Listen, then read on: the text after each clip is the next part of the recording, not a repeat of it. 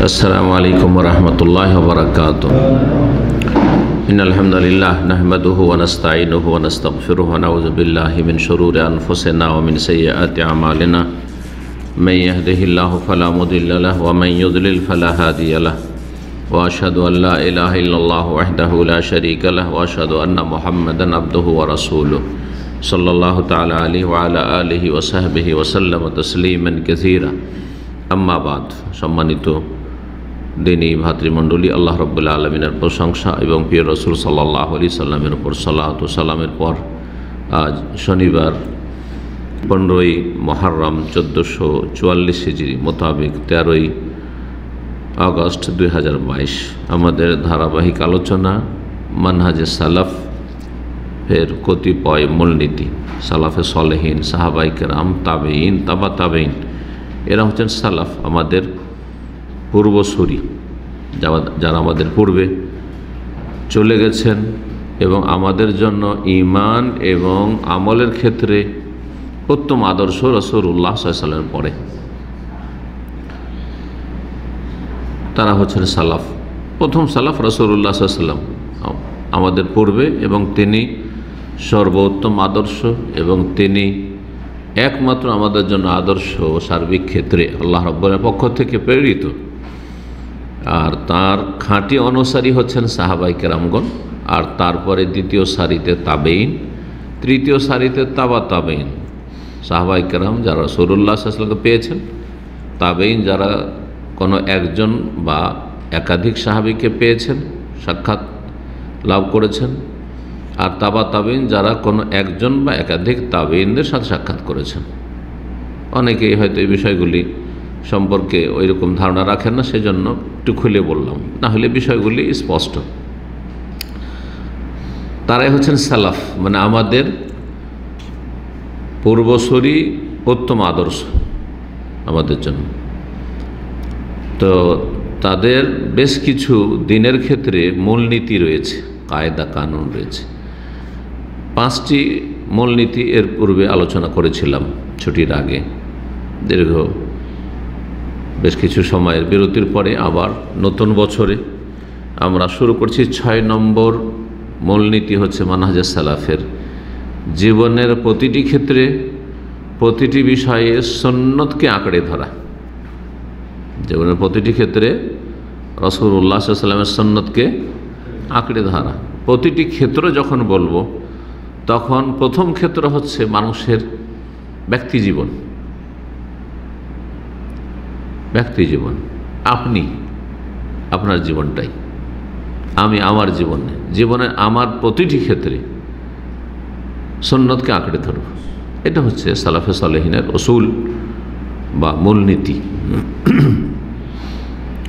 ব্যক্তি জীবনে প্রতিটি ক্ষেত্রে মানে সকাল থেকে সন্ধ্যা পর্যন্ত যা করি, ব্যক্তি জীবনে আমার আকীদা আছে, একটা বিশ্বাস, ধর্মীয় বিশ্বাস।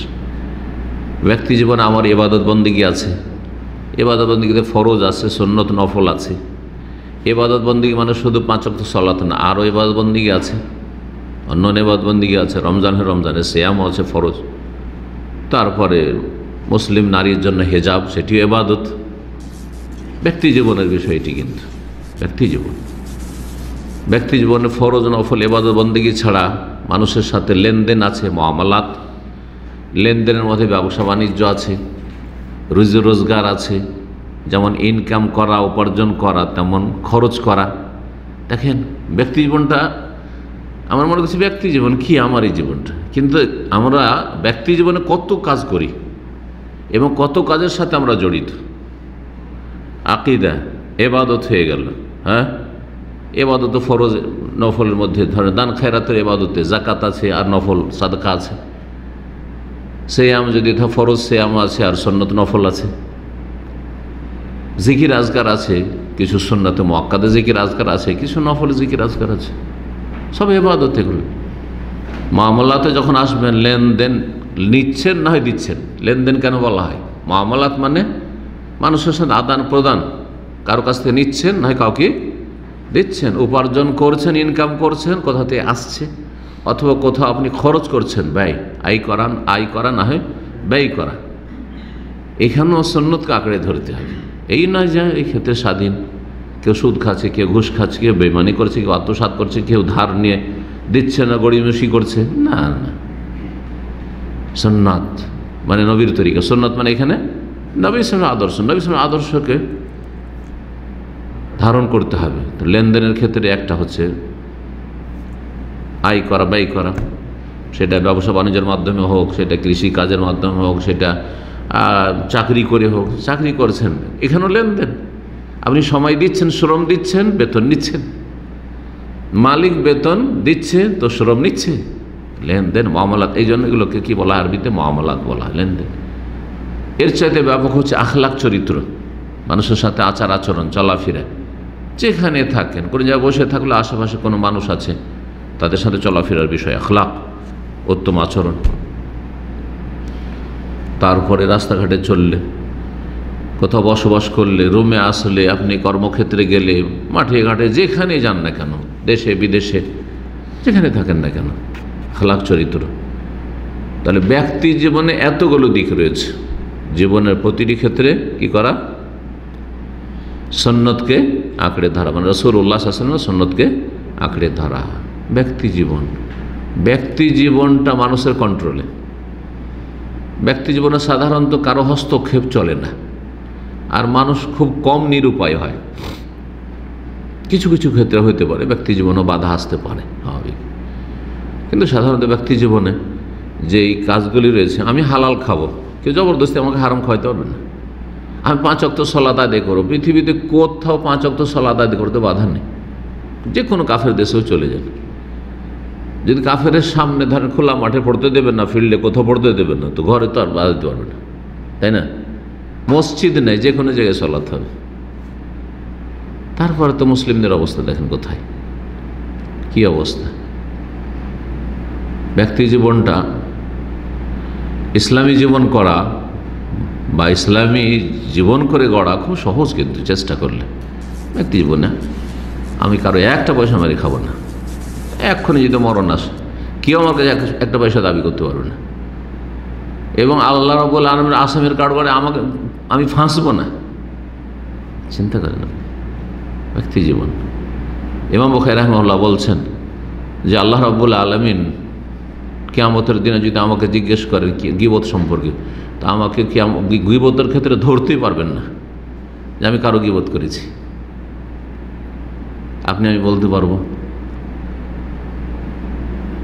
যেখানে সেখানে জানতে অজান্তে কারো বদনাম করে ফেলছেন আপনি, অথচ সেখানে কোনো সংশোধনমূলক উদ্দেশ্য না। এমন নয় যে এর কারণে কারো ক্ষতি হচ্ছে, ইমান আমলের ক্ষতি হচ্ছে। যেমন আমরা বেদাতি বক্তাদের সম্পর্কে ভুল ধরছি, এগুলো গীবত নাই, কারণ এগুলো সতর্ক করে জাহান্নাম থেকে মানুষকে বাঁচাইতে হবে, চোখ খুলতে হবে।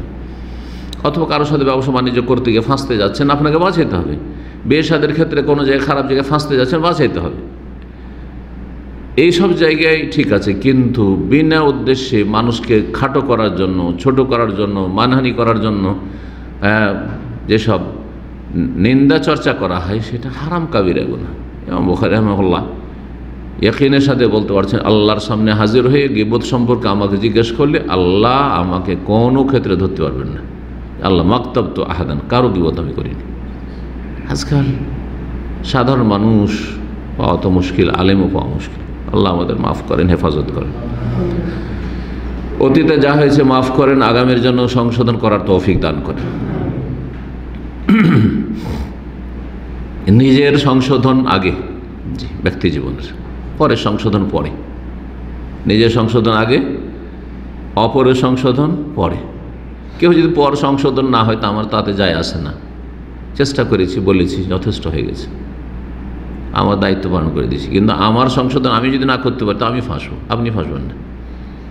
এই চিন্তাগুলি বেশি থাকতে হবে, এই চিন্তা কম আজকাল। পর নিয়ে ব্যস্ত মানুষ, নিজেকে নিয়ে ব্যস্ত না। সালাফরা এরকম করতেন না।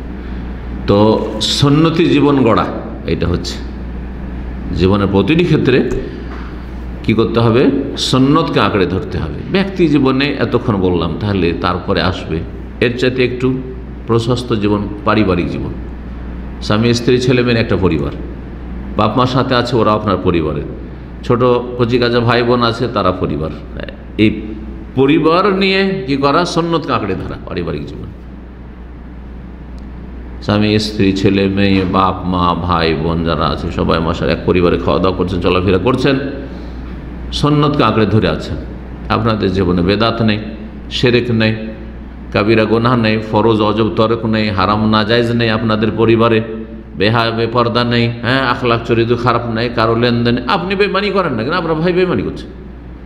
আপনি বেমানি করেন, আপনি হারাম খান না কেন? আপনার বাপ মা হারাম খাচ্ছে, সুদের ও বন্ধকের জমির কারবার করছে। পারিবারিক জীবনে সুন্নতকে আঁকড়ে ধরতে হবে। পারিবারিক জীবনের পরে আসবে তখন সামাজিক জীবন, সমাজের সাথে, একটা গ্রাম, একটা এলাকার যে জনগণ আছে তাদেরকে নিয়ে চলাফেরা করা, সমাজ, সামাজিক জীবন। তারপরে আসবে আরেকটি জীবন, আর্থিক জীবন, অর্থ উপার্জন করা, ইনকাম করা। যদি সেটা ব্যক্তি জীবনের সাথে সংশ্লিষ্ট, আগে আলোচনা করেছি, কিন্তু এটা আরেকটা গুরুত্বপূর্ণ জীবন। শুধু উপার্জনের ক্ষেত্রে নয়, খরচ করার ক্ষেত্র, হালাল পয়সা। সেই জন্য আপনি যেখানে ইচ্ছে সেখানে আর যত পারবেন খরচ করে যাবেন, অথচ আপনার আশেপাশে গরিব দুঃখী অনাহারে কাটাচ্ছে, বস্ত্রহীন, বাড়িঘর নেই, অভাবে আছে, না, চলবে না, হিসাব দিতে হবে। অত সহজ নয়। আমানত, আল্লাহর আমানত, আল্লাহর মাল, মাল উল্লাহ, আল্লাহ কোরআনে বলেছে। অর্থনৈতিক বিষয় জীবন একটা ক্ষেত্র, আর সেই রাষ্ট্রীয় ক্ষেত্র, রাষ্ট্রীয় ক্ষেত্র, আন্তর্জাতিক ক্ষেত্র, দেশের বাইরে, সারা বিশ্ব। বড় বড় যারা শাসক গোষ্ঠী তারা আন্তর্জাতিক ক্ষেত্রে নিজের কন্ট্রোল না, তারা অন্যকে দিয়ে কন্ট্রোল হচ্ছে। আপনি আমি কোথায়, ঠিক না? রাষ্ট্রীয় বিষয়, সমাজকে পারেন না, গ্রামে 10টা লোককে পারেন না, তেমনি গোটা দেশের কথা নিয়ে মাথা ব্যথা। কি করবেন? আপনার দ্বারা কি হইতে, আমার দ্বারা কি বা হইতে পারে। কিন্তু যতটা পারবো চেষ্টা করব, যতটা পারবো ভালো লোকের সংখ্যা বাড়াবার চেষ্টা করব দেশে, সমাজে, আর খারাপ লোকের সংখ্যা কমাবার চেষ্টা করব। এটা হচ্ছে আমর বিল মারুফ আর নাহিল মুনকার, ভালো কাজের উপদেশ দেওয়া, অন্যায় কাজে বাধা দেওয়া, যেটা উম্মতের উপর ফরজ, আল্লাহ কোরআনে বলেছেন। এবং এই উম্মত এই কাজটি করে, ভালো কাজের উপদেশ, অন্যায় কাজে বাধা দেয়, সেই জন্য শ্রেষ্ঠ উম্মত। কুনতুম খায়রা উম্মাতিন উখরিজাত লিন-নাস তা'মুরুনা বিল মারুফ ওয়া তানহাউনা আনিল মুনকার ওয়া তু'মিনুনা বিল্লাহ। তোমরা সবচেয়ে শ্রেষ্ঠ উম্মত, কারণ তোমার ভালো কাজের উপদেশ দেবে, আদেশ দেবে, অন্যায় কাজে বাধা দেবে। তার মানে কি? তার মানে যে ভালো কাজ বেশি হোক, ভালো লোকের সংখ্যা বেশি বাড়ুক, খারাপ লোকের সংখ্যা কমুক, খারাপ কাজ কমুক, এই কাজগুলি করবে সমাজে। যারা দাওয়ার কাজ করে আলহামদুলিল্লাহ, তারা এই কাজটা করে না? আপনার ভালো মানুষ, ভালো মানুষ তৈরি করার চেষ্টা করেন না? আপনি যেখানে যাবেন আপনার মতো করে লোকজনকে চেষ্টা করবেন যে আমার মতো হোক, ভালো হোক। এটা হচ্ছে দাওয়াত, এটা হচ্ছে আমার বেলা মুনকার, এটা হচ্ছে ভালো মানুষের সংখ্যা বাড়ানোর চেষ্টা করা, খারাপ পাপীদের সংখ্যা কমাবার চেষ্টা করা, পাপ কমানোর চেষ্টা করা, পাপী কমাবার চেষ্টা করা। এইভাবে দুনিয়ায় শান্তি প্রতিষ্ঠা হবে আর ফিতনা ফাসাদ দূরীভূত হবে। এটা হচ্ছে সুন্নাহকে আঁকড়ে ধরা জীবনের প্রতিটি ক্ষেত্রে। যার যতটা ক্ষমতা আছে তার ততটা দায়িত্ব আছে সুন্নাহকে আঁকড়ে ধরার ক্ষেত্রে। রাষ্ট্রীয় ক্ষেত্রে, রাষ্ট্রীয় ক্ষমতায় যারা আছে, একজন এমপির, একজন মন্ত্রীর, একজন রাষ্ট্রপতি, একজন প্রধানমন্ত্রীর যে দায়িত্ব আছে, আমাদের ধরে দায়িত্ব আছে? কোনো দায়িত্ব নেই, কোনো দায়িত্ব নেই। বরং আমরা যদি এই কাজ করি তো হারাম হবে। চোরের হাত যদি কোনো আলেমের ফতোয়াতে কাটা হয়, গ্রামে কাটে, তো সেই আলেম গুমরাহ না, পথভ্রষ্ট না? আইন হাতে নিয়েছে, দুনিয়ার আসামের কাঠগড়ায় যাবে আর জাহান্নামেও যাবে, কারণ তোমাকে এই দায়িত্ব দেওয়া হয়নি, ওই দায়িত্ব তো সরকারকে দেওয়া হয়েছে। জি, খারিজি জঙ্গিরা এইখানে গিয়ে পয়েন্টে ভুল করেছে, নিজের হাতে হয়নি, আমরাই তো সব ঠিক করে নেব না। বল প্রয়োগ করার কাজটা সরকারের, করছেন না, সরকার জবাব দেবে, আপনার তাতে কি?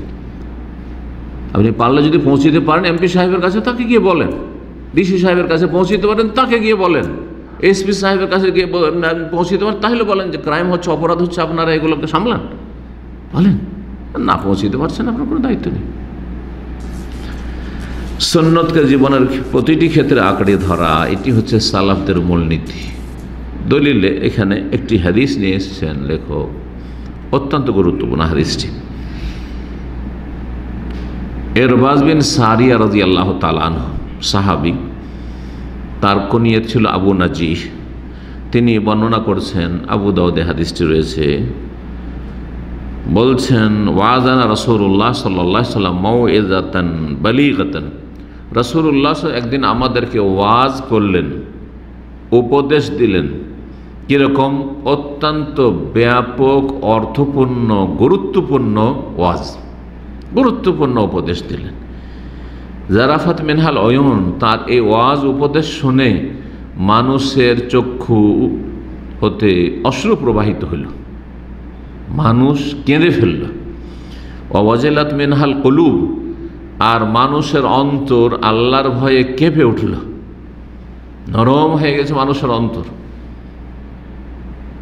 অন্তর মানুষের কেঁপে উঠেছে আল্লাহর ভয়ে, চোখ দিয়ে মানুষের ঝরঝর করে অশ্রু প্রবাহিত হচ্ছে। জনৈক সাহাবী জিজ্ঞেস করলেন, ইয়া রাসূলুল্লাহ, হে আল্লাহ রাসূল সাল্লাল্লাহু আলাইহি ওয়াসাল্লাম, কান্নাহা মাউইযাতু মুআদ্দিহ, মনে হচ্ছে যে এটি বিদায় ভাষণ, মনে হচ্ছে যে আপনার এটি এত আবেগের ভাষণ ছিল আর এত গুরুত্বপূর্ণ ভাষণ ছিল যে মনে হচ্ছে এইটি হচ্ছে শেষ ওয়াজ, এটি হচ্ছে বিদায় ভাষণ আপনার। কান্না মাউইযাতু মুআদ্দিহ, বিদায় করছেন, আর হয়তো আপনি আমাদের মাঝে বেশি সময় থাকবেন না, আর এরকম সুযোগ হয়তো পাবো না। আউসে না, সুতরাং আমাদেরকে বিশেষ কোনো ওসিয়ত করুন, মানে উপদেশ দেন। পয়সার উপদেশ একটি, ওসিয়ত, ওসিয়ত শব্দটি দুই ক্ষেত্রে ব্যবহার হয়। ওসিয়ত ধন সম্পদের, সেটা মানুষ মারা যাওয়ার পরে কোনো কিছু করতে বলে, এটাকে ওসিয়ত বলা। অমুক ওসিয়ত করেছে যে তার মারা যাওয়ার পরে মাদ্রাসায় যেন 5 বিঘা জমি দিয়ে দেয়, বা মসজিদে যেন ওই জায়গাটি দান করে দেয়, এটাকে ওসিয়ত বলা হয়। বা অমুককে এটা করিও, ওসিয়ত, ধন সম্পদের ওসিয়ত, ওসিয়তুল মাল। আরেকটি ওসিয়ত মানে নসিহত, ওসিয়াত মানে হচ্ছে নসিহাত, ওসিয়া মানে নসিহা মানে উপদেশ। যেমন বিদেহে আসছেন, আর কোনো যোগ্য মানুষকে অথবা বাপ মাকে বলছেন আমাকে কিছু উপদেশ দেন বা ওসিয়ত করেন বা কিছু নসিহত করেন, সবটাই ভাষা কিন্তু ওখানে প্রয়োগ করে। জি, তো আমাদেরকে কিছু ওসিয়ত করুন, উপদেশ দেন। রাসূলুল্লাহ তখন বলেন, উসিকুম বিতাকওয়াল্লাহ, তোমাদেরকে আল্লাহর ভয় ভীতির উপদেশ দিচ্ছি। তাহলে এটা ছিল এলমের ওসিয়ত, পয়সার ওসিয়ত নয়। তাহলে ওসিয়ত এলমের আর ওসিয়ত পয়সার, মালের। এখানে ছিল আল্লাহর ভয় ভীতির উপদেশ। আল্লাহ কোরআনে কারিমে সমস্ত নবী রাসূলগণকে শুরু থেকে শেষ পর্যন্ত এবং প্রতিটি নবীর উম্মতকে এই ওসিয়ত করেছেন। কোরআনে কারিমে একটি আয়াত আছে, ওয়ালাকাদ ওয়াসাইনাল্লাযিনা উতুল কিতাবা মিন ক্বাবলিকুম ওয়া ইয়্যাকুম আনিত্তাকুল্লাহ, নিঃসন্দেহে আমি ওসিয়ত করেছি, আল্লাহ বলছেন। আল্লাহর ওসিয়ত এটি তো রাসূলুল্লাহর ওসিয়ত এখানে হাদিসে, কিন্তু কোরআনে বলা হয়েছে আল্লাহ ওসিয়ত করেছেন, ওয়ালাকাদ ওয়াসাইনাল্লাযিনা উতুল কিতাব মিন ক্বাবলিকুম, তোমাদের পূর্বে যাদেরকে কিতাব দেওয়া হয়েছে, যেসব নবী রাসূলকে কিতাব দেওয়া হয়েছে আর যেসব উম্মতকে কিতাব দেওয়া হয়েছে, বনী ইসরাঈল, তাওরাত, ইনজিল, জবুর, যাদেরকে দেওয়া হয়েছে, সুহুফ ইব্রাহিম, ওদেরকে, ওয়া ইয়্যাকুম, এবং হে শেষ উম্মত, হে শেষ নবী এবং শেষ নবীর উম্মত, তোমাদেরকে ওসিয়ত করছি আমি, আল্লাহ রাব্বুল আলামিন বলছেন, আনিত্তাকুল্লাহ, যে আল্লাহকে ভয় কর। আল্লাহকে মানুষ ভয় করলে আল্লাহর হক নষ্ট হবে না, মানুষের হক নষ্ট হবে না, কোনো ক্ষেত্রে কোনো পাপ হবে না। আর যদি হয়ে যায় তাহলে পাপের ওপর 1 সেকেন্ড টিকে থাকবে না, সাথে সাথে ফিরে আসবে, কারণ আল্লাহর ভয় আছে। যেমন আমরা চলাফেরার ক্ষেত্রে কখনো ইচ্ছা করে কিন্তু আছাড় খেতে চাই না, কিন্তু অনিচ্ছাকৃত ভালো মানুষ, জ্ঞানী, বুদ্ধিমান, আল্লামা, পরেশগারও আছাড় খেতে পারে, হোঁচট খেতে পারে। কিন্তু হোঁচট খাওয়ার সাথে সাথে কি করে মানুষ? তাড়াতাড়ি করে উঠার চেষ্টা করে। যদি শরীরে বল থাকে, অচল না হয়ে যায়, তাড়াতাড়ি উঠে যাওয়ার চেষ্টা করে যে কেউ দেখে না নেয়, কেউ দেখে না নেয় যে এরকম আছাড় খেয়ে নিয়েছে, ঠিক কিনা? ঠিক ওই রকম দিনের ক্ষেত্রে মানুষ ভুল করার পরে মানুষ যেন জানতে না পারে যে আমি এরকম অপরাধ করেছি। আল্লাহ জেনেছেন, আল্লাহ তাড়াতাড়ি আল্লাহর কাছ থেকে মাফ নেই। এটা হচ্ছে তওবা, এটা হচ্ছে দ্রুত তওবা। এদের প্রশংসা আল্লাহ করেছেন যে যারা ভুল করার সাথে সাথে তাড়াতাড়ি তওবা করে। ওয়ালাম ইউসিরু আলা মা ফাআলু, যা অপরাধ করে, যে ভুল করেছে তার উপর অবিচল থাকে না, চট করে ফিরে আসে। রাস্তাঘাট ভুল করে দিলে যেমন, যখনই বুঝতে পারেন যে রাস্তা তো ভুল করে দিয়েছে, যাচ্ছিলাম মক্কার দিকে, তো রাস্তা ধরে নিয়েছি, তো খাবজির দিকে ধরে নিয়েছি, তো কুয়েত পৌঁছে যাব, কিন্তু ইরাক পৌঁছে যাব, হাফরুল ওয়াতন হয়ে তাড়াতাড়ি করে ফিরে আসবেন, ইউটার্ন খুঁজবেন। কখনো এটা করবেন না যে যাক চলে এসেছি তো একটু এগিয়ে যায়। এরকম পাগল লোক কোথাও খুঁজে পাবেন না আপনি। ঠিক ওই রকমই দিনের ক্ষেত্রে চালাক হইতে হবে, যেমন দুনিয়ার ক্ষেত্রে চালাক মানুষ। তাকওয়া আল্লাহর ভয় ভীতির কথা বলছিলাম, সুবহানাল্লাহ, অত্যন্ত গুরুত্বপূর্ণ বিষয়। প্রথম ওসিয়ত হচ্ছে আল্লাহকে ভয় করো, এই ওসিয়ত করছি। ওয়াসসামি ওয়াত তাআত, দ্বিতীয় ওসিয়ত হচ্ছে যে তোমরা শুনবে এবং মানবে। কার কথা?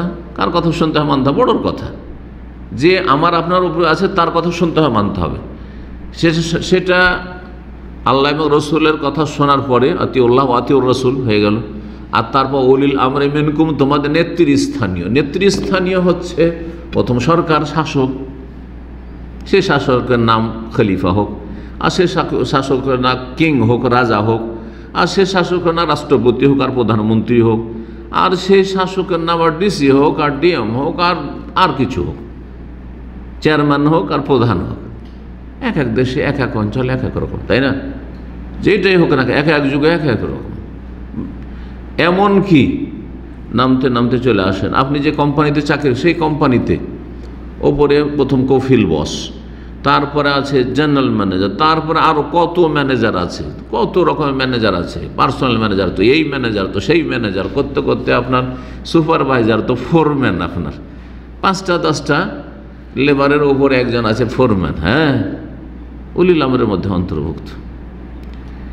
তাদের যদি দিক নির্দেশনা শোনেন এবং মানেন, তাহলে আপনিও সুখে থাকবেন আর কোম্পানিও সুখে থাকবে। আর যদি সেখানে হটকারিতা দেখান যে আমার উপরে যে ফোরম্যান সে তো অযোগ্য, কিছুই জানে না, তাকে কেন ফোরম্যান বানিয়েছে, মানি না তাকে, তো আপনাকে সে তাড়াইবার চেষ্টা করবে না, করবে না? আপনি তাকে সরাবার চেষ্টা করবেন আর সে আপনাকে সরাবার চেষ্টা করবে। শান্তিতে কেউ থাকবেন না। এটা হচ্ছে দুনিয়া, এটা হচ্ছে দুনিয়া। তো কোরআন সুন্নাতে যে শুনতে আর মানতে বলা হয়েছে, বাস পাপের কথা শোনা নয়, জায়েজ কথা শুনতে বলা হয়েছে। এটা একটা শর্ত লাগানো হয়েছে। আল্লাহ এবং রসুল কখনো কোনো গুনার কথা বলেননি, সেটা আল্লাহ এবং রসুলের সব কথাই মানা ফরজ করা হয়েছে। তারপরে যত দুনিয়ার নেতা মাথা আছে, বাপ মা, এমনকি বাপ মা ঘরের, তাদের কথার মধ্যে জায়েজ কথা শুনতে হবে, না জায়েজ নয়। শুধু ফরজ আজও শুনতে হবে নয়, একটা জায়েজ কথা, বৈধ কথাও যদি বলে, তারপরেও বাপ মার কথা শোনা ফরজ হয়ে যায়। তখন বলেছে তখন জরুরি শুনতে হবে। যা এখন হাটে যা, অমুক জিনিসটা নিয়ে আয়, ওইটাই খেতে হবে, ওই দিন জরুরি না, কিন্তু মাছ খেতে হবে জরুরি নয়, কিন্তু বাপ বলছে না, মা বলছে যে না ওইটাই নিয়ে, তো সেটাই নিয়ে আসতে, এইটাই কর, ওইটাই করতে হবে। হ্যাঁ, না যায় যদি বলে যা মারামারি কর, যা ওর বাড়ি থেকে চুরি করে আয়, বলছে হারাম, যা সিগারেট এনে দে আমাকে। মা বলছে জর্দা খাওয়া, মা আজকাল আপনাদের অনেকের আছে, জর্দা আর পান নিয়ে যা, না নিয়ে আসবেন না, বলছে না এটা পারবো না, ফালা তোতে হেম, আল্লাহ বলছেন না, গুনার কথা শুনিও না। যে সূরা লোকমানে তো শুনতে হয়। দ্বিতীয় ওসিয়ত হচ্ছে শুনবেন, মানবেন, এতে সবাই শান্তিতে থাকবেন। ওয়াইন তাআম্মারা আলিক আবদুন হাবাসি, এমনকি তোমাদের ওপর যদি নেতা হয়ে যায় কোনো কালো হাবাসি নিগ্র গোলাম। হাবাসি মানে কি?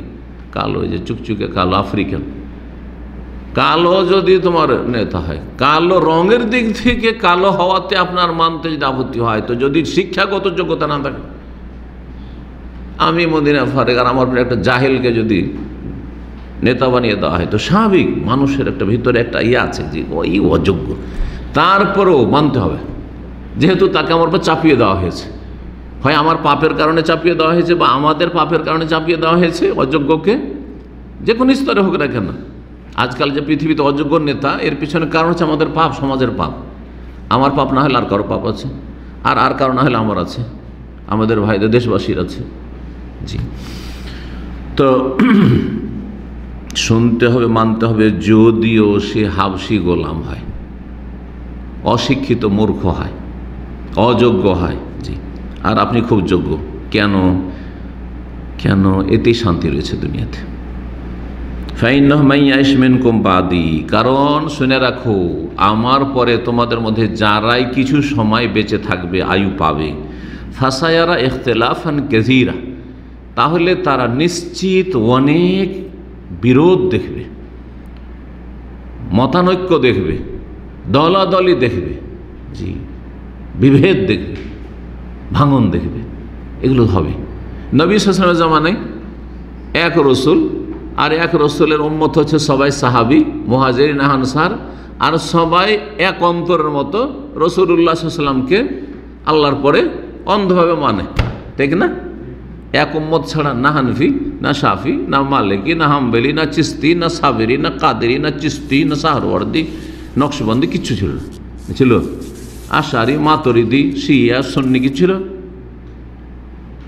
কিন্তু নবী সাল্লাল্লাহু ভবিষ্যৎবাণী করেছেন, দেখো কিছু সময় বেঁচে থাকো, তখন দেখতে পাবে যে কি ভাঙন ধরছে। ভাঙন ধরল 35-36 হিজরি আসতেই শিয়া বেরোলো একদল, আর একদল খারিজি জঙ্গি বেরোলো, দুটো দল প্রথম বেরোলো, আর একটা আহলে সুন্নাত আসলটা থাকলো আহলে সুন্নাত, তাহলে তিনটা হয়ে গেল। এখানে 73-এ তিনটা হয়ে গেল 35-36 হিজরিতে, ওই সময়টাতে। জি, আলী রাদিয়াল্লাহু তাআলা আনহু শহীদ হলেন 40 হিজরিতে। কে শহীদ করেছিল? জঙ্গি খারেজি, ইবনে মুলজাম খারেজি। তাহলে অলরেডি খারেজি বেরিয়ে গেছে, জঙ্গি বেরিয়ে গেছে। তারপরে আস্তে আস্তে ফিরকা বাড়তে থাকলো, কাদরিয়া, তো মুতাজিলা, জাহমিয়া, আর কত রকমের বেরিয়ে আসলো। জি হ্যাঁ, মুরজিয়া, অনেক ইখতিলাফ দেখবে। ইখতিলাফ দেখবে, ভবিষ্যৎবাণী হলো সমাধান। এত যখন দলাদলি আর হানাহানি দেখবো, বিভেদ দেখবো, সমাধান কি? হ্যাঁ, দেখেন হানাফি, এক হানাফি মযহাবের লোককে যদি দেখেন কত তরিকাত, পীরগুলি গণেন আপনার দেশে, তাহলে বুঝতে হবে কত তরিকত আছে। ওটি বাদ দেন, হানাফিদের মধ্যে মোটা মোটা যদি গণনা হয়, দেওবন্দি একটা, এটা তবলিগি জামাত, একটা জামাতে ইসলামী, একটা হচ্ছে বেরলভি। বেরলভির মধ্যে সবগুলি মাজার পূজারি, আটরসি থেকে শুরু করে দেওয়ানবাগি, যত ভান্ডারি, যতগুলি মাজার পূজারি আছে, ফুলতুলি, মানে একটাতে কতগুলো ঢুকে আছে, কথা বুঝতে পারছেন? একটা কাদিয়ানি, তাহলে সবাই কিন্তু হানাফি দাবিদার। দেওবন্দিরাও বলছে হানাফি, তবলিগিরাও বলছে হানাফি, জামাত ইসলাম মওদুদি বলতে হানাফি, তারপরে আপনার কি বলছে, বেরলভিরা বলছে আমরা হানাফি, সবাই বলছে আসল হানাফি, খাঁটি হানাফি, আর ওরা বলছেন না, নকল হানাফি। এক হানাফি থেকে এতগুলো বেরোল, কথা বুঝতে পারছেন? আর সুফিদের আরও তরিকাগুলি আছে, ওগুলো তো গণাবার সময় নেই। তো অনেক ইখতিলাফ দেখবে, সমাধান কি? কোনটা নেব, কোন পথে যাব? আজকাল মূর্খ সমাজের লোকেরা কি বলে, এত আলেমদের আর হুজুরদের, হ্যাঁ, মতের শেষ নেই আর ইখতিলাফের শেষ নেই, কোনোটাই নেব না, যা নাস্তিক। তাহলে এটা চলবে? এটা সমাধান হইল না, যে কোনো আলেমের কথা নেব না, কার কথা শুনবো, কারোর কথা শুনবো না, তাহলে নাস্তিক হয়ে যেতে হবে, সেকুলার হয়ে যেতে হবে, ধর্ম নিরপেক্ষ, আমি নিরপেক্ষ, নিউট্রাল, আমি কোনো ধর্ম ইসলামে নেই, ঠিক না? নিউট্রাল যে হয়ে যাবে ইসলাম থেকে, সেই ব্যক্তি মুরতাদ আসলে। এই জন্য ধর্ম নিরপেক্ষতা কুফরি মতবাদ, এটা সমাধান নাই। সমাধানটা রাসূল বলেছে 1400 বছর আগে, ফালাইকুম বিসুন্নতি ওয়া সুন্নাতিল খুলাফায়ে রাশিদিন আল মাহদিন মিন বাদি। সমাধান হচ্ছে আমার সুন্নতকে আদর্শকে আঁকড়ে ধরো, নবীর তরিকা তালাশ করো। নবীর তরিকা যদি দেওবন্দি হয়তো দেওবন্দি নাও, তবলিগি হয়তো তবলিগি নাও, যদি ইখওয়ানি জামাতি হয় সেটা নাও, কাদিয়ানি হয়তো সেটা নাও, কিন্তু তদন্ত করে পড়াশোনা করে, এই যে লেখাপড়া করে অন্ধভাবে নয়। 1400 বছর আগে যে ইসলামের ওপর রাসূল ছেড়ে গেছে, ওই ইসলামটা নাও, সহজ ভাষায় ওই ইসলামের দিকে ফিরে যাও, তাহলে সমাধান হয়ে যাবে। আমার সুন্নতকে আঁকড়ে ধরো, আর আমার সুন্নতের পরিচয় হচ্ছে আমার পরে খোলাফায়ে রাশিদিনের সুন্নত। 4 খলিফা আছে খোলাফায়ে রাশিদ, আবু বকর 14 বছর, ওমর রাদিয়াল্লাহু তাআলা আনহু হচ্ছেন 10 বছর, তার একটু বেশি, ওসমান রাদিয়াল্লাহু 12 বছর, আর আলী রাদিয়াল্লাহু তাআলা আনহু 5.5 বছর। ব্যাস, এই 4 জন খলিফা রাশিদিন। আর মাত্র 6 মাস হাসান রাদিয়াল্লাহু আনহু, তিনিও খলিফা রাশিদ, কিন্তু মাত্র 6 মাসের কারণে তাকে অনেকে গণনা করে 4 জন খলিফা রাশিদ বলে থাকেন, কিন্তু তিনিও 5ম খলিফা। অল্প সময় হওয়ার কারণে সেটাকে বাবার খেলাফতের সাথে অ্যাড করে দেওয়া হয়েছে যেন। তো এতদূর পর্যন্ত খাঁটি ইসলাম ছিল, আর তারপরে একটু একটু করে ফসকিতে শুরু করেছে, একটু একটু করে সরতে শুরু হয়েছে, একটু সরেছে প্রথমখানে, আর তারপরে আস্তে আস্তে দূরে সরতে শুরু, আরও দূরে সরতে সরতে এই হচ্ছে আমাদের দশাই হচ্ছে আমাদের বর্তমান অবস্থা। জি, বিভিন্ন দিক থেকে, আকীদার দিক থেকে, আখলাক আমলের দিক থেকে, আর ধার্মিকতার দিক থেকে কত দূরে চলে এসছে মুসলিমরা ইসলাম থেকে। তো খুলাফা রাশেদিন হেদায়েত প্রাপ্ত, তারপরে তাকিদ আর মাহদিন যারা যাদের হেদায়েত নিশ্চিত, আবু বকর, ওমর, ওসমান, আলী, এসব খোলাফার মাহদি, তারা হেদায়েত প্রাপ্ত। তাদের মাধ্যমে মানুষ হেদায়েত পেয়েছে এবং তাদের অনুসরণে হেদায়েত নিশ্চিত। তারা নিজেরা হেদায়েতের ওপর এবং অন্যরা তাদের দ্বারা হেদায়েত প্রাপ্ত। আরও তাগিদ করছেন আব্দু আলী বিন নওয়াজিজ, মাড়ির দাঁত দিয়ে কামড়ে ধরো আমার সুন্নতকে আর খোলাফার সুন্নতকে। মাড়ির দাঁত দিয়ে তো সুন্নতকে কামড়ে ধরা যায় না, কিন্তু এটি হচ্ছে ভাষার অলঙ্কার। যেমন সামনের দাঁত দিয়ে যদি একটা কিছু কামড়ে ধরেন আর একটু জোরে টান দেয় তো দাঁত ভেঙে নিয়ে যাবে। ধরেন একটা লাঠি বা কঞ্চিতে কামড় দিয়ে ধরে আছেন সামনের দাঁত দিয়ে, বা একটা ধরেন আর কিছু, কোন ফল বলবেন একটু শক্ত কিছু, হ্যাঁ কাপড়, আরে শক্ত কিছু বলেন, আমরাটা দাঁতে সামনের দাঁতে, আর যদি ধরে টান দেয় এরকম বড় কিছু, ওটা ধরে হয়তো টানা যাবে কিনা, একটা কিছু যেটা দিয়ে টান দেওয়া যায়, মোট কথা টান দিলে হয় টেনে ফেলবে, দাঁত বাঁচবে, আর না হলে দাঁত ভাঙবে, তারপরে টেনে নিতে পারে। কিন্তু মাড়িতে যদি কামড়ে ধরে থাকেন তো সেখান থেকে বের করা অত সহজ নেই। এর সাথে যেন তুলনা করা হয়েছে কি, কাকে? সুন্নতকে এমন শক্ত করে ধরে রাখা, যতই প্রতিকূল অবস্থা হোক। কাফের দেশে বাস করেন আপনি, একদম নিকৃষ্ট মানুষদের সমাজে বাস করেন আপনি, এমন মানুষ যেখানে আল্লাহ বললে মারা লোক নেই, শিরক কুফরি এলাকায় বাস করেন, মাজার পূজারীদের মধ্যে বাস করেন, এমন করে সুন্নতকে আঁকড়ে ধরে আছে, আপনার কাছ থেকে সুন্নত কেড়ে নিতে পারেন। বাতাস যেদিকে যাক না কেন আপনি অটল হয়ে রয়েছেন সেই ঝড়ো বাতাসে। এটা হচ্ছে মাড়ির দাঁত দিয়ে কামড়ে ধরে থাকা। আর বিপরীত হচ্ছে নতুন নতুন অনেক কিছু দেখবে, ওগুলো থেকে সাবধান। ধর্মের নামে যত নতুন কিছু দেখবে সাবধান, সেগুলোর নাম বেদাত। বলছে ওয়াইয়াকুম মুহদাসাতিল উমুর, আর সাবধান তোমরা নতুন নতুন কথা কাজ থেকে। ফাইন্না কুল্লা মুহদাসাতিন বিদআহ, কারণ প্রত্যেক নতুন কাজ দুনিয়ার ক্ষেত্রে নয়, যান্ত্রিক সভ্যতার ক্ষেত্রে নয়, সায়েন্স টেকনোলজির ক্ষেত্রে নয়, কিসের ক্ষেত্রে? ধর্মীয় বিষয়, দিনের বিষয় প্রত্যেক নতুন কাজ হচ্ছে বেদাত। ধর্মের নামে যতই নতুন, ইসলামে কোরআন সুন্নাতে যে পরিভাষাগুলি পাচ্ছেন, এছাড়া কোরআন সুন্নাতে ঈমান আছে কিনা? ঈমান শব্দ আছে না? ইসলাম শব্দ আছে না? তৌহিদের কথাও আছে না? কিন্তু তাসাউফ, সুফিবাদ, সুফি পীর মুরিদি, সুফিজম ইসলামে নেই, কোরআন হাদিস কোথাও নেই। তাহলে বোঝা গেল এই শব্দ বেদাত, এই শব্দ বেদাত। ইসলামে লাইলাতুল কাদর আছে না নেই? কদর, ইন্না আনজালনা ফি লাইলাতিল কাদর কোরআনে আছে, কিন্তু লাইলাতুল বারাত, শবে কাদার তো আছে, সব মানে রাত, তো লাইলাতুল কাদার মানে শবে কাদার, কিন্তু লাইলাতুল বারাত, শবে বরাত কোরআন হাদিসে কোথাও আছে? ওয়াইয়াকুম মুহদাসাতিল উমুর, প্রত্যেক নতুন কথা কাজ থেকে বেঁচে থাকো, কারণ প্রত্যেক নতুন কথা কাজ হচ্ছে বেদাত। সুন্নত হচ্ছে লাইলাতুল কাদার, আর বেদাত হচ্ছে শবে বরাত। শবে কাদার সুন্নত, আর শবে বরাত হচ্ছে বেদাত। জি, এইভাবে ফাইন্না কুল্লা মুহদাসাতিন বিদআহ কুল্লু বিদআতিন দালাল, আর প্রত্যেক বেদাত হচ্ছে গুমরাহি। গুমরাহি মানে কি? রাস্তা হারিয়ে দাও। গুম মানে হারিয়ে যাও, গুম কথাটি কিন্তু বাংলায় ব্যবহার হয়, তাই না? আর রাহ মানে রাস্তা, ফার্সি শব্দ। রাস্তা হারিয়ে দাও মানে কিসের রাস্তা হারিয়ে দিলেন? যে ব্যক্তি বেদাত করলো সে জান্নাতের রাস্তা হারিয়ে দিল, ওই রাস্তায় চলতে থাকলে জান্নাত হারিয়ে যাবে, পাবে না। এটা হচ্ছে গুমরাহির মানে, দলালার মানে। হেদায়াত মানে জান্নাতের রাস্তা, সঠিক পথের পথিক হওয়া, আর হেদায়াতের বিপরীত হচ্ছে দলালা, গুমরাহি মানে রাস্তা হারিয়ে ফেলা। কিসের রাস্তা হারিয়ে ফেলা?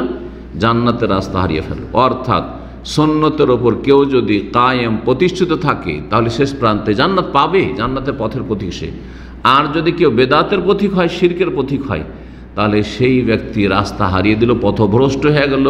সুতরাং রাস্তা জান্নাতে যখন হারিয়ে দিল, শেষ প্রান্তে জাহান্নাম আছে, জান্নাত পাবে না, কোনোদিন জান্নাতে পৌঁছতে পারবে না। এটি হচ্ছে এই দলাল। ফাইন্না কুল্লু বিদআতিন দালালা। নাসাইর রেওয়ায়েতে রয়েছে একটু বাড়তি, এখানে আবু দাউদ তিরমিজির কথা রয়েছে, কিন্তু অন্য আরেকটি রেওয়ায়েত শুধু এসছে নাসাইতে, সেটা কুল্লু দালালাতিন ফিন্নার। আর প্রত্যেক গুমরাহির পরিণাম হচ্ছে জাহান্নাম, রাস্তা হারিয়ে দেওয়ার পরিণামই হচ্ছে জাহান্নাম। এই কথাটি সুনান নাসাইতে রয়েছে এবং ইমাম তিরমিজি হাদিসটিকে সহি বলেছেন, ইমাম আবু নঈমও তিনিও সহি বলেছেন, ইমাম নবী সহি বলেছেন, আল্লামা আলবানী রাহিমাহুল্লাহ হাদিসটিকে সহি বলেছেন। এই হাদিস থেকে যে শিক্ষাগুলি, সেই শিক্ষাগুলি অলরেডি আমি আলোচনা করে ফেলেছি, যদি এখানে আলোচনা করি। প্রথম যে বিষয়টি ছিল, নবী সাল্লাল্লাহু আলাইহি ওয়াসাল্লাম আল্লাহ ভীরুতার, আল্লাহকে ভয় করার কি করেছেন, নির্দেশ দিয়েছেন, ওসিয়ত করেছেন। এক। 2 নম্বর, শুনতে হবে আর মানতে হবে কার কথা? নেতা মাথাদের কথা। নেতা মাথা, যে কেউ আপনার নেতা মাথা, ছোট নেতা হোক আর বড় নেতা হোক, ছোট নেতা হোক আর বড় নেতা হোক। 3 নম্বর যে বিষয়টি, সেটা হচ্ছে নবী সাল্লাল্লাহু আলাইহি ওয়াসাল্লামের সুন্নতা, তরিকাকে আঁকড়ে ধরে থাকতে হবে। তো নবীর তরিকাকে যখন আঁকড়ে ধরে থাকবেন, তো অন্য কোনো তরিকায় যাবেন না। কেন আপনার চিস্তিয়া তরিকা আসবে, কেন আপনার চরমনাই তরিকা আসবে আপনার সামনে, কেন আপনার সামনে সারসিনা তরিকা আসবে, কেন আপনার সামনে ফুরফুরা তরিকা আসবে? নবীর তরিকা আমার জন্য আছে 1400 বছর আগে, তো এটাই ইসলাম। জি, যদি বলেন যে না চরমনাই তরিকাটা নবীর তরিকা, তাহলে সারসিনাটা তো দুটোতে ভিন্নতা কেন হইল? তাহলে ধোকা দিয়ে কোথায় যাবেন আপনি? একটা তরিকা, ইসলামের তরিকা একটা, এত তরিকা কর্তৃক আসলো তাই। জি, তাহলে বোঝা গেল প্রত্যেকটা তরিকাতে যখন ভেজাল ঢুকেছে, তখন তার আলাদা আলাদা নাম হয়ে গেছে, ছাঁটাই হয়ে গেছে, এদিক সেদিক চলে গেছে, গোমরা হয়ে গেছে। 4 নম্বর যে ওসিয়তটি ছিল, সেটা হচ্ছে খোলাফায়ে রাশেদিনের আদর্শকে আঁকড়ে ধরে থাকবে, কারণ তারা কোনো বেদাতে লিপ্ত হননি। তারপরে বেদাত শুরু হয়েছে, খোলাফায়ে রাশেদিনের পরে বেদাত শুরু হয়েছে। এই জন্য আলী রাদিয়াল্লাহু তাআলা আনহুর যুগে প্রথম সূত্রপাত হয় বেদাতের, সেটা হচ্ছে খারেজিদের আর শিয়াদের। আর তারপরে সেটা বড় আকার ধারণ করে তার ইন্তেকালের পরে, আরও তখন ফাটল ধরে, আর এই দলগুলি তখন শক্তিশালী হয়ে যায়, এই বাতিলপন্থী শিয়া এবং খারেজি জঙ্গিরা।